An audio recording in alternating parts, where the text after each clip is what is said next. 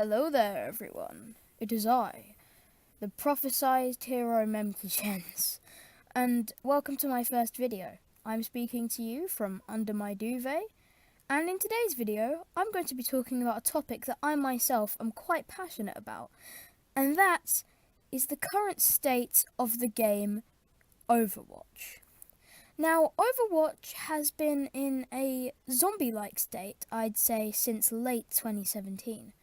Funnily enough, this was when Fortnite began to rise in popularity.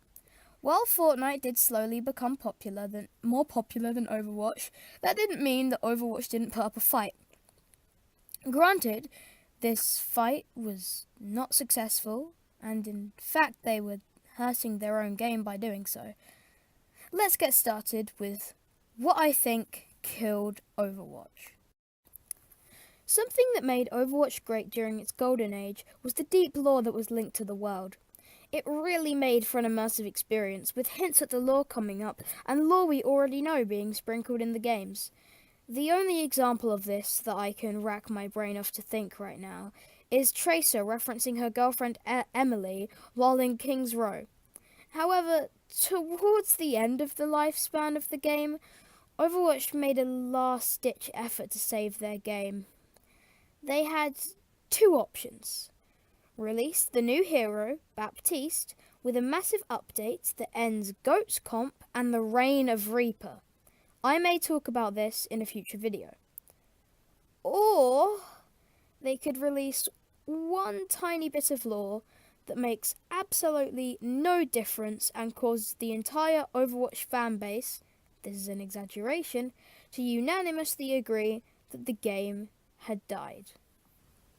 Considering the detail that I used for the second point, and considering that most of the people watching this are aware on what Blizzard did, well, you probably know what I'm going to say. Blizzard went with the second option.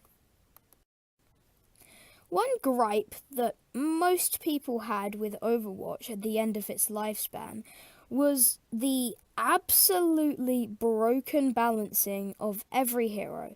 You'd have like 3 heroes that were good, and then everything else was just there, and then you'd have one counter for all 3 of those heroes, but then there'd be another counter for him in one of the 3 heroes. So there was only like 4 heroes who were actually good, and it really ruined the entire game. A lot of the fan base were pleading Blizzard to please fix their game. The war with Fortnite had been going on for like 2 months now, and it wasn't necessarily a war. It was mostly just a competition for who could be the most popular, with Overwatch fans being like, oh yeah, Fortnite's ruined, and Fortnite fans being 9-year-olds and with no access to Twitter, so it was really only Overwatch. So, sadly, this message to fix the game didn't get through to Blizzard, and, well, they released the news that, it pains me to say this, Soldier 76 was gay. Now listen, me face-palming at this news is not out of sheer homophobia. It's out of the fact that Blizzard didn't take the opportunity they had to fix their game, and in turn, well, killed themselves. Just going on a little side rant here. Why?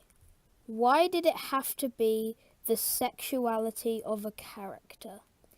That should not be what endures people to your franchise. You should like a character for a character, not just because you can relate to them. And you need to be able to relate to them. If the only character trait to make your character relatable is the fact that they're gay, maybe you should rethink your character completely. Looking through the situation, it holds many parallels to J.K. Rowling's current plight. Blizzard and J.K. Rowling share quite a few things. Okay, maybe only one thing. Both of them have had something very popular which has begun to fade. Now, to combat this, J.K. Rowling released Fantastic Beasts, sparking interest in the Harry Potter franchise once again.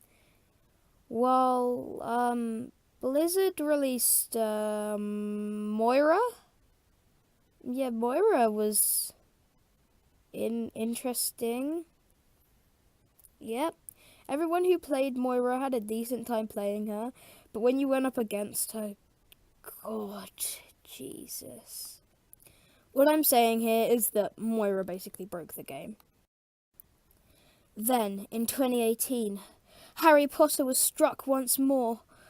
Nobody was interested in it anymore. The wait for the second Fantastic Beasts movie was too long, and nobody was buying merchandise. J.K. Rowling sat in her pile of money, wondering, what do I do? And then she released Crimes of Grindelwald, which felt like a massive mess. However, it earned her a ton of money. Yay! However, J.K. Rowling knew that Crimes of Grindelwald was not a very good movie, and so she did the only thing she knew what to do next. She pleaded. She pleaded for help from the fans. And by this I don't mean she literally pleaded. She started releasing a bunch. And when I say a lot, I mean a lot of insignificant information about their characters, which parallels with Overwatch's final plight. However, this is where these two stories drift apart. And J.K. Rowling was saved by the power of memes. Bless Big Chungus and Ricardo Milos. J.K. Rowling was swept off her feet and became a meme due to the abundant, stupid information. People started releasing fake tweets, which, revealed, one of the ones that I've seen is to do with Dobby and, well, I want to keep this video family friendly, PG clean, so I'm not going to say it, but the glorious power of memes saved J.K. Rowling. God, this was so cringe. However, the same thing didn't happen to Overwatch. When Blizzard released the information about Soldier 76, nobody was happy. People had been asking for a game fix for ages. But Overwatch, they didn't listen. And now, with the release of Baptiste, I believe it's too late for them.